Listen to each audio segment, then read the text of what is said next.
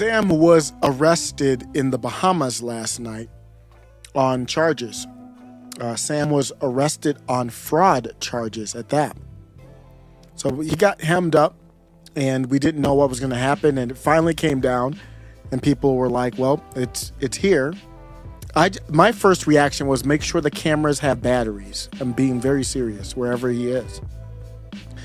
He faces a total of 155 years in prison if convicted on all 8 counts.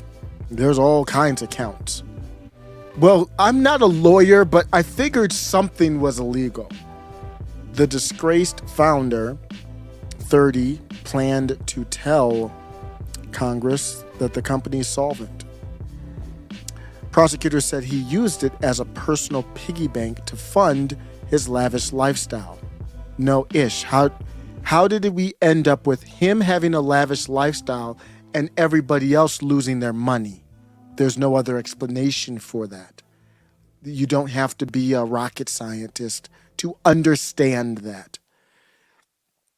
Oh, by the way, he also made enormous donations to a specific political party.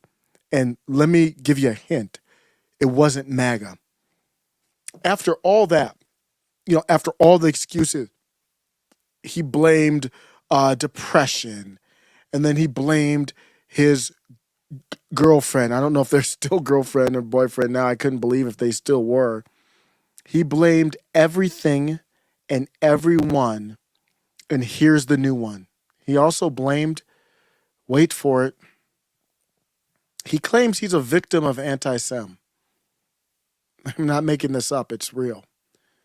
He claims, so the fallen founder of this company and his parents arrive at the Bahamas court as his congressional testimony blames depression, claims he's a victim of anti-Sem, and that his failed crypto exchange is solvent. So he's saying that he can cover the losses. Of course he can't cover the losses. We know he can't cover the losses. There's other companies going bankrupt because he can't cover the losses. Here on the article, here it is. When all is said and done, I'll judge myself primarily by one metric, whether I've eventually been able to make my customers whole. Eventually. Over the next 18 pages, he blamed anti-Sem and his lawyers and even his own ex-girlfriend for the breakdown. So he's blaming lawyers, he's blaming this, he's blaming depression, he's calling people, blaming anti-Sem. Somehow, I don't know how that played a role, but somehow it came out. And it reminds you a lot of critical race theory, doesn't it? Anything that happens is viewed through the lens of it being racist. It is no different. It is the same thing. It's no different than if you talk about the T group and they say you are phobic. They are looking at everything that happens to them negatively through the lens of it being bigoted. No different than what happened to Mr. Y. Roth, fleeing from his home, and people blamed others for criticizing him. So how do we criticize someone when nobody's calling for anything bad to happen, of course? How do you criticize someone then? How do you talk to someone who ran one of the worst Ponzi schemes ever and says, well, it's not my fault, it's because you were anti-Sem? If you want to help this country, don't forget about Ye. Don't worry about Ye.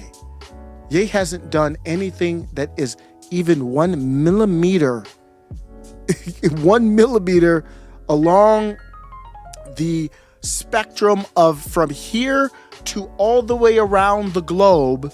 He hasn't done a drop, a speck of anything as hurtful or harmful as Sam has. And when you add on top of it the illegitimate accusations of being anti-Sem, if you really care about this country, if you really care about whether somebody is anti-Sem or not, that won't be me. I won't be using anti-Sem, won't be using racism, all that kind of stuff. That's just not how I roll. I don't even like it. If you really do believe in those terms, though, you better be the loudest person speaking up, telling him to shut the hell up with that nonsense. And that goes for you too. There's leagues out there that are supposed to be against defamation.